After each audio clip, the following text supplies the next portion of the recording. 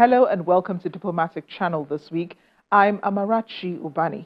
This week on the program, we're taking a deep dive into the partnership agreement between the European Union and its member states of the one part and the members of African, Caribbean, and Pacific states of the other part, otherwise known as the Samoa Agreement, a new partnership agreement that will serve as the new legal framework for EU relations with 79 countries.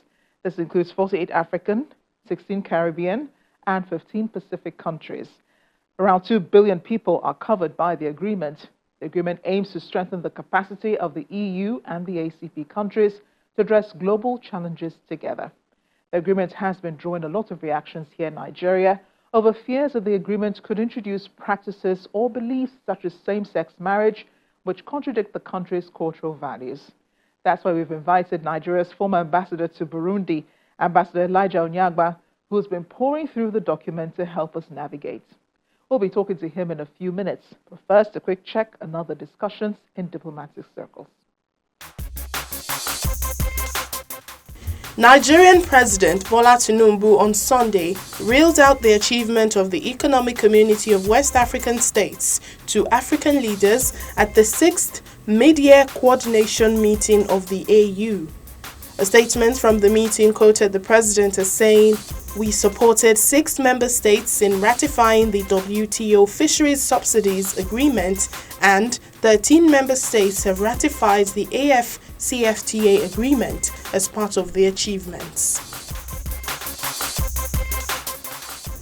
US President Joe Biden has announced he is dropping out of the race to the White House and endorsed Vice President Kamala Harris to take his place atop the Democratic ticket. In a statement posted on his X account, President Biden highlighted successes of his administration, saying America has never been better positioned to lead than we are today. I want to bring in now Ambassador Elijah Onyeagba, Nigeria's former ambassador to Burundi. He's also an international affairs analyst who's dedicated some time to reading this Samoa Agreement as well as the conversations around it and other documents related to it. Ambassador, thank you for joining us on the program today. Thank you very much, Amarachi. It's my pleasure being here once again. This is a very extensive document. I mean, it is also very comprehensive and deals with every aspect of human life. I didn't get a chance to read everything because there are more than 60 articles to actually go through, but I just had the opportunity to pick just salient points from it. We'll begin with Article 8, where I think there needs to be some interpretation. It talks about human rights and democracies. Parties to this agreement already practice some form of democracy. So does the EU and the UN expect a uniform practice by parties signatories to this agreement as regards democracy and human rights? Thank you very much for this opportunity to speak about Samoa Agreement. Lately, it has actually been a document that has generated some level of, conversation, around the citizens of the Federal Republic of Nigeria. And clearly, what I see that is going on with this Samoa Agreement is a situation where a few issues, have not been presented, a few misunderstandings here and there concerning the agreement. But clearly, it's an agreement that has about 103 articles, and it's also an agreement between the European Union and the Organization of the African, Caribbean, Pacific States, which Nigeria actually signed into on the 28th of June 2024. Clearly, broken down into 6 different areas. The first instance, it talked about areas relating to democracy and human rights. It talked about areas relating to economic growth and development, areas relating to climate change, social and human development. It talked about migration issues, and it talked about peace and security. So clearly, the question with respect to human rights and democracy, what is the expectation? Clearly, I think it's important for Nigerians and everybody that is listening to know. There's no way that everybody is expected to practice the same level of democracy or the same form of democracy. Nigeria have got its brand of democracy. We conduct elections every 4 years. We have the Senate and we have the House of Reps. If you go to other democracies, even in the European Union, and of course within Africa, some actually practice the parliamentary system of government. So there is actually no way that everybody is expected to have the same form of democracy. It will vary from one country to another. And you actually talked about declaration. The truth of the matter is that there is a convention, there's a treaty, I think 1969, it is called the Law of Treaties, that clearly gives every country that enters into any form of agreement reservation to actually explain the reason why they are signing an agreement. And in the case of Samoa, for example, there was what is called the interpretative declaration that was attached to the agreement that was signed by the Federal Republic of Nigeria. And in that interpretative agreement, a couple of clauses where that have generated, this brouhaha in the social space, ranging from LGBT rights recognition to issues of sovereignty to issues of economic development. So there was actually, some level of reservation that was expressed by Nigerians, and of course, issues, for example, relating to LGBT rights. Nigeria made it very clear that this is our understanding of what gender means, and I'm sure we'll get to that point. But it's also important to understand that even on the part of the European Union, for example, there was also two countries on their side, that clearly expressed reservations as well, that did the same thing and indeed stands, have got the same position with Nigeria on particular issues relating to gender and other areas of concern. And those countries are Poland and Hungary. These two countries, are quite very sensitive about these issues as well. So, and they also made their own interpretative declaration upon the signing of the agreements. You're trying to answer my next question, Ambassador, but let's quickly go into it. That's Article 9 that you're talking about, because I see that's the part that has to do with sex and gender, although later articles refer specifically to sex and gender. But I just want to read Article 9(2), which says the parties shall commit to the promotion of universal respect for and observance of human rights and fundamental freedoms for all, without discrimination based on any ground, including sex, ethnic or social origin, religion or belief, political or any other opinion, disability, age or status or other status. They commit to fighting all forms of racism, racial discrimination, xenophobia and related intolerance, and all forms of violence and discrimination, including all instances of advocacy of hatred. They commit to the recognition and advancement of the rights of indigenous peoples as set out in the UN Declaration on the Rights of Indigenous Peoples. How do you understand this part, Ambassador? Thank you once again, Amarachi. You see, once you mention gender, and this is, clearly one of the reasons why I believe that there has been a lot of, discussions around this. There are, gender means quite a lot of things. And clearly, once you begin to promote human rights, once you begin to promote gender equality, clearly there could be, conversations around, what is it that we recognize and what is it that we do not recognize. But let me say this very clearly with my understanding of what is going on with what Nigeria signed into. United Nations human rights, Nigeria is actually a signatory to that, including the rights and recognition of indigenous people.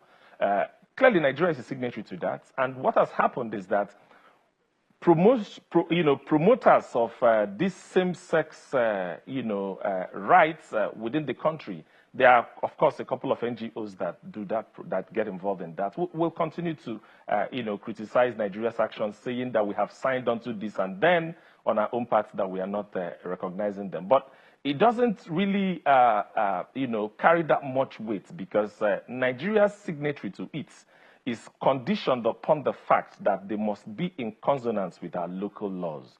And like you know, we have same-sex acts or bill that prohibits same-sex marriage, 2014. And of course, we also have our constitution. And it's important to understand that sovereignty is the key word when you play in the international space. And it's not an issue of,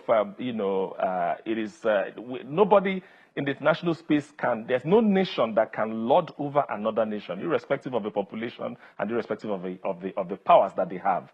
And it's sort of, I'd like to say it's like an omnibus agreement, meaning that there will still be various memorandum of understandings that will deal with various implementation points of this agreement. And that's why before the agreement is signed, there was an interministerial between the Ministry of Justice, the Ministry of Budget and National Planning, and the Ministry of Foreign Affairs. And of course, other ministries that were going to be involved in the implementation of this agreement. Everybody will clearly give their opinion. The agreement was reviewed, and of course, before they go ahead to to endorse the document on behalf of the Federal Republic of Nigeria, and concerns that also accompanied that were also part of what Nigeria put forward as interpretative declaration. And those issues will always be there, but it's an agreement that is open for dialogue. And I believe that whenever there are issues, dialogue will be resorted to resolving them. Well, I'm hoping that that is the case, because this article does seem a little ambiguous. And it could encompass all of these other issues that we're talking about. The same-sex act, which is, of course, is very worrisome to many Nigerians, because we already have, we have a law that is against same-sex marriages in Nigeria, and Nigeria itself is not tolerant of, the whole, alphabet community and all of that. So that is of concern to many Nigerians. I want to move forward to Article 10 now, because it also deals with issue of gender equality. Gender equality, it says, it deprives women of their basic human rights and opportunities. This is not new. I mean, it's something that we have also been discussing here in many spaces in Nigeria. Rights groups have been advocating gender equality, especially in politics, in various areas of leadership. What are the measurements, that this document could help provide for countries that still need to fix this area of their polity? Well, I think the measurement for gender equality is clearly there. I think there's something that is called the GDI, and then there's also something that they call the GII, that basically talks about means and ways you can measure gender equality. On the last count, I think Nigeria moved from about 139th out of 156 in the country to now about 123 out of 146, according to the survey that was taken. And this is about how we can ensure that there's gender equality, and you can recognize them in the areas of education. You can, recognize these concerns in the area of empowerment. You can recognize these concerns in the areas of wealth and right to own land, and quite a lot of other things that come under it, and even in political participation as well. And clearly, there has been an improvement as far as Nigeria is concerned, and I've just given you the numbers. And this is actually between 2001 to 2002, moving from 139 to about 16 places upwards on that log. And I think we're about 0.8. The GDI basically is a measure between 0 and 1, where 1 is actually basically talking about gender, absolute gender inequality, and of course 0 talking about absolute gender equality. So figures in between these clearly, tells you what is going on within the country with respect to some of these areas. But clearly, Nigeria has always been a signatory and part of, declaration, the Beijing Declaration and some of the reviews that has followed, and has also committed to ensuring that issues relating to gender is always, gender inequality is always addressed, and then, particularly in our political space and indeed several other spheres, that these issues come up. But again, going back to the issue, gender is a bit complex, looking through every country's prism. And I hear you even connecting this to the last conversation we had, Yes, some of these promoters of this same-sex marriage and then, gender issues, male, female, transgender, quite a lot of these complex issues. Those promoting them, don't forget that, on the side of EU, these two countries that are strong on religion, that also have hold the same views with us. If the EU is going to have any issue, they need to start from their side, first of all. They need to obviously, get Hungary and Poland to begin to practice what they want us to recognize here. And we're saying that it's the understanding of Nigeria that we are signing onto this to the extent that it is in consonance with our constitution and our local laws. So we will continue to implement that agreement in consonance with what we have, and that's the assurance that government must continue to give to the people of Nigeria. And there is also a position that the Nigeria Bar Association took, because I understand that even before the agreement was signed in the first instance, the Nigeria Bar Association was consulted. They reviewed the agreement and then gave a go-ahead as part of the consultations that are required before such agreements are signed. And of course, when this issue was also coming up, they also made a public statement, I think on the 8th of this month, still talking about the fact that these are the issues, and of course, there is no express, because what we are having right now is because of the blood nature and some of the issues relating to definition of gender and some of these issues.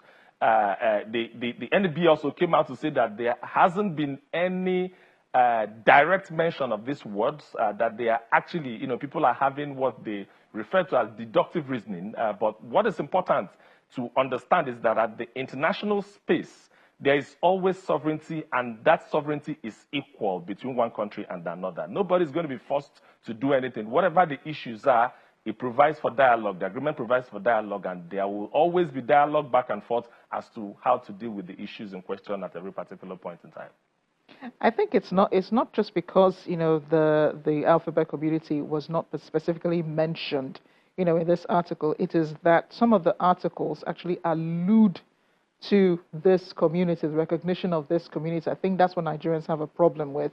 But let's move on. Article 12.5 says the parties shall combat corruption at all levels and in all forms, developing and implementing or maintaining effective, coordinated anti-corruption policies that reflect the principles of the rule of law, proper management of public affairs and public property, integrity, transparency, and accountability. They shall adopt legislative and other measures to prevent and prosecute bribery and embezzlement, misappropriation or other diversion of resources of public officials by public officials for their direct or indirect benefit, and to recover and return assets obtained through corruption. This is going to be a hard one to tackle because corruption is one of the banes of Nigeria's problems. It's a major issue here in the country. So I think that countries already recognize that corruption is a problem and already have measures in place to try to check this. But how will this Samoa agreement help to further the work that is already being done in trying to curb corruption in these countries? Okay, I thank you very much. I think it's important to note that issues relating to corruption is a continuing, it's a going concern as far as Nigeria and indeed signatories to the Samoa agreements are concerned. There are quite a lot of issues relating to fighting corruption, and the part of Nigeria, establishment organizations like the EFCC and the ICPC has also been at the forefront of dealing with corruption-related issues. And it's important for you to note that even at the United Nations meeting, General Assembly, it's actually Nigeria that facilitates discussions or sessions on corruption. We've done that over the years, and I think that even this present General Assembly, Nigeria is also built to take the lead, on the session that has to do with corruption. It's always an issue that corruption is a big issue for quite a lot of countries in the world. It's not just a Nigerian issue. Quite a lot of African, European, even in the US, corruption will always be there. But of course, the agreement allows for periodic reviews as to what is going on with respect to how Nigeria is dealing with corruption issues. So when EU comes in, they are going to be, sitting down with Nigeria and dialoguing and looking at our processes. And of course, if there are areas of improvement, it will be, recommended. And of course, through dialogue, we will always, position ourselves to doing the right thing. But clearly, Nigeria is doing its bit with respect to fighting corruption, just like every other country is expected to do. And I believe that clearly there's nothing in position in this agreement, or there's nothing in this agreement that is going to impose anything on Nigeria as far as fighting corruption is concerned. Because what we are doing at the moment is that we have institutions that we have established that are dealing with them according to our local laws, and it will be reviewed. We will take EU throughout, through the processes involved. And like I said, this issue again, if you also refer to the previous accord that had also worked before now, these issues are also quite very clearly, stated there. Thank you, Ambassador. You're really talking like a lawyer now, not an ambassador. Let's move on to Articles 16 to 29 that have to deal with that actually deal with terrorism, conflict and crisis. They talk about peace and security, conflict and crisis, and all of that. How does Nigeria commit to these articles? Because terrorism is a global problem, isn't it?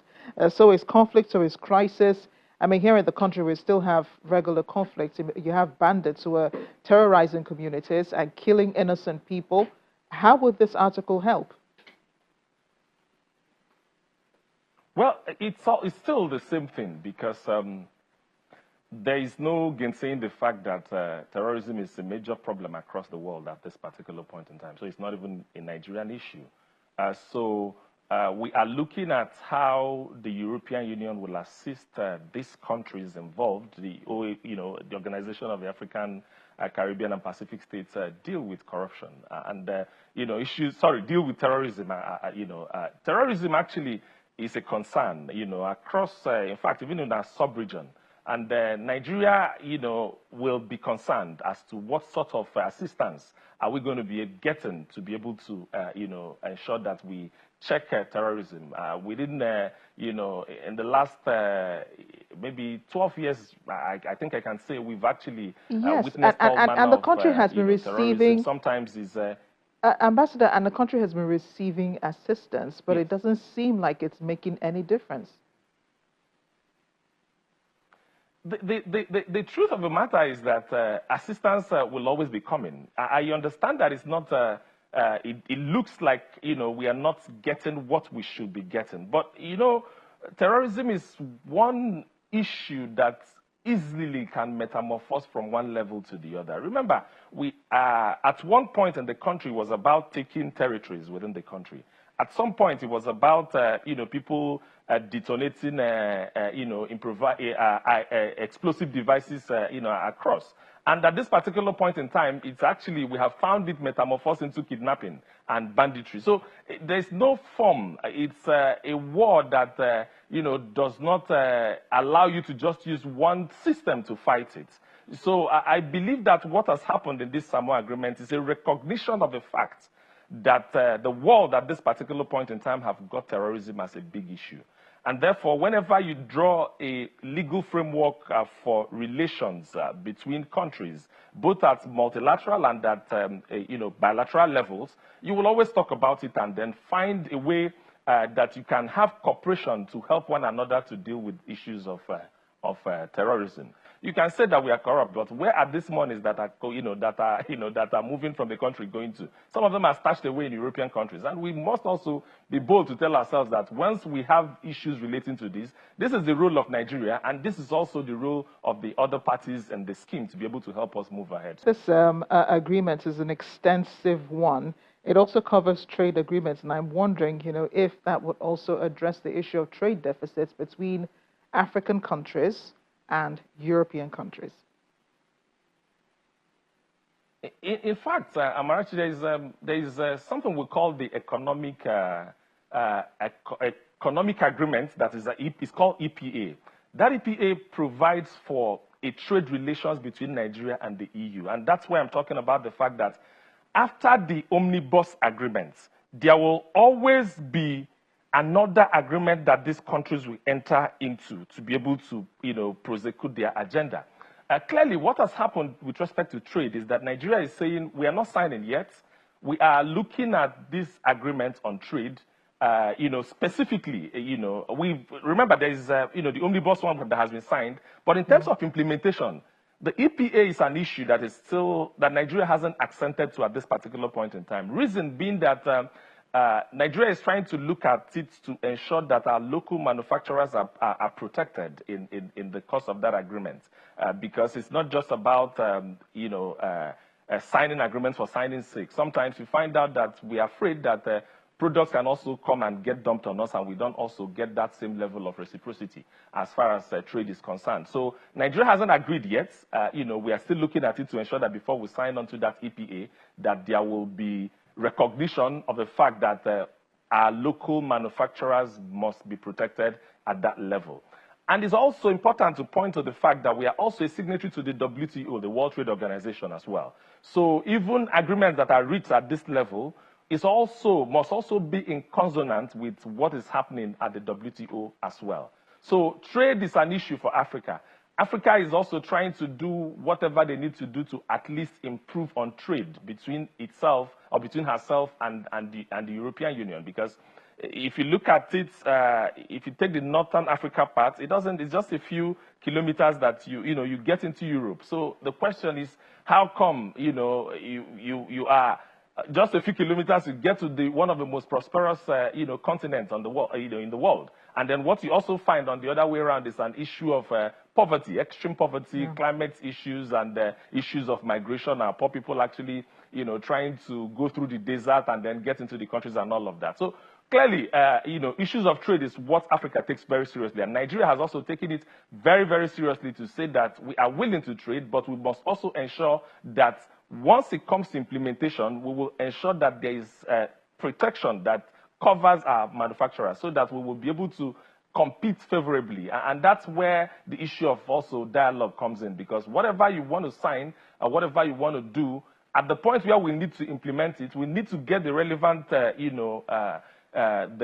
relevant parties that are involved, both within the public and within the private sector space, to look at this issue and then find a way to move forward. If there are conditions that are attached that is not in consonance with our laws, or that is at variance with our subsisting constitution as well as other laws we have in the land, we will say no to it. And obviously, that's the way you operate. That's the way it works.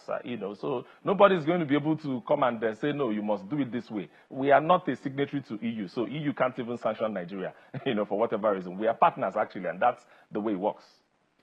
Ambassador Elijah Onyeagba, this has been a very interesting conversation with you. Thank you for your time on Diplomatic Channel. Thank you very much. It's my pleasure once again. God bless you.